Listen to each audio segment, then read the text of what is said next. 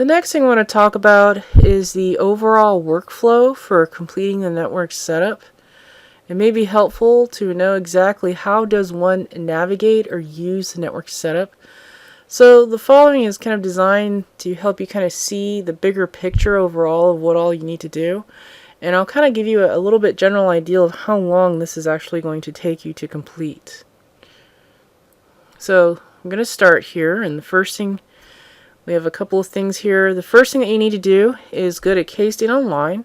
So you're going to need to get an EID. So hopefully you've enrolled, your paperwork has gone through, and this shouldn't take you very long to get an EID. Once you get your EID, you need to log into K-State Online and locate the Network Setup 10 course. And if you can't find it, you will definitely need to email me or your academic advisor. Between the two of us, hopefully one of us can get you added to the Canvas course so that you can have access to it. So worst case scenario, this may take 3 working days. So the next thing you need to do is just kind of work at the top of the table of contents once you load the Network Setup 10 course. Start at the top and just work your way down towards the bottom.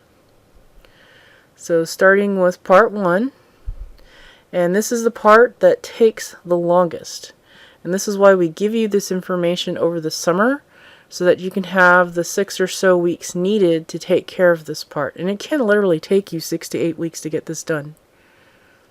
So we have a couple of time-sensitive items here. So the very first one is called Part 1 Before Campus Arrival.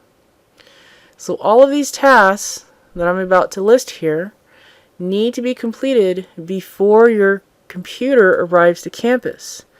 And there's 2 main reasons for this. The first main reason is simply because it takes a very long time to do this. You don't have 6 to 8 weeks to wait for your computer to get ready once classes start. So you need to do this sort of thing over the summer. The second reason is because most of these tasks, the IT staff will not be able to help you with. So if you run into a problem, you're going to have to take your computer to a vendor to fix that problem. So again, it's something that you have to do outside of the college. So these are the sort of things that we want you to take care of before your computer arrives on campus. And then the second part is the after campus arrival. So this is something I have listed here as kind of being time sensitive, and it's time sensitive in the area where it has to be done within a certain amount of time. It doesn't take a long time to do. Worst case scenario, 45 minutes, and that's if you've never touched a computer before. I've seen students complete this part like in 5 minutes. So it really ranges depending upon how familiar you are with doing this task. And this is something that we kind of ask students to complete part 2, either the first 2 to 3 days after classes start or the first week. If you don't have this done by the end of the first week, you are definitely behind. You will fall behind. So just kind of a little bit of warning here that you want to complete these, the part 2 after campus arrival, tasks 7 and 8, as soon as your computer arrives on campus. So, going back to part 1 before campus arrival, there are 6 tasks that need to be completed before your computer arrives on campus. So the first one, getting started, so hopefully everybody has already watched that part, so you've completed that. So this is information that everyone should review. Task 2 is the network security. We ask everybody to review this. We are seeing a lot of social engineering type of attacks that are occurring. So please review this. Don't think that you're not gullible.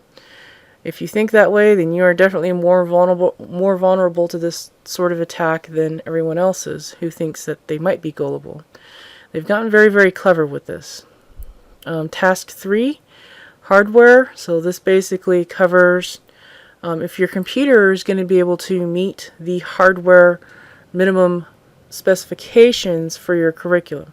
So that's what task 3 is all about, is making sure that your hardware is where it needs to be in order for your computer to be able to carry your workload through the upcoming academic year. Task 4 is operating system. So this is where we need to make sure that you are running the correct operating system. Task 5 is the system restore image. This is where we have the opportunity to kind of save our operating system or all the work that we've done, tasks 1 through 4 up to this point. So this is kind of an optional. Some people do it, some people don't. Some people do it several times. It's a matter of personal preference, really. Task 6 involves installing software that you need for your specific curriculum. I kind of create just a really kind of generic list of applications, and I show you how to install them, where to get the serial numbers. I also kind of explain how you can save some money by going to certain places to get software. Then we go to part 2. So this is the stuff that we need to have you complete within the first 2 to 3 days after class starts, or within the first week. So that's task 7, which is the actual part where you set your computer up for the network. So everything you need to know to get on the network. Each task should be completed, of course.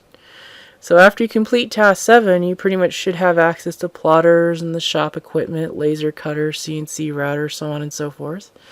Task 8 is additional information that you might be interested in, such as learning how to use OneDrive and some other resources that you have access to as a student. And then we go on to Task 9, which are some more resources, so provides information for additional resources. And then part 3 is the leaving campus procedures. So this is where you need to make sure that you complete these tasks before you remove your computer from the college network. So I'm just going back to this leaving campus procedures slide. This is actually a pretty important step. You actually need to have this Part 3, Leaving Campus Procedures, completed before you bring your computer back onto the campus network. So if you left last May and you didn't do this, you really need to do this. It means you'll need to bring your computer back to campus to disjoin the college domain and all of that stuff. So if you haven't done it, that means as soon as you get here on day 1, you're already behind because you have to complete things that you should have done the previous academic year. The other issue that we see a lot of with students who don't do part 3 is if you log in to your computer, I think that your computer will allow you 50 grace logins, like cache logins to a domain that's actually missing. So if you're not on our network, you're obviously not in our college domain. You're logging in from home with cache credentials. Your computer will allow you to do that 50 times. After the 50th login, your computer is going to lock you out. So we have a lot of students who graduated, they moved to New York, they need to kind of redo their resume and portfolio because they're switching jobs or whatever, and they can't log into their computer because they're locked out of their college login. And it's because they didn't disjoin the domain. So please remember to complete part 3. We obviously can't help you if you're in New York. You'll have to come back down to Kansas and back to K-State for us to help you, and that's assuming that your account still exists on our server. So please make sure that you do complete part 3, Leaving Campus Procedures.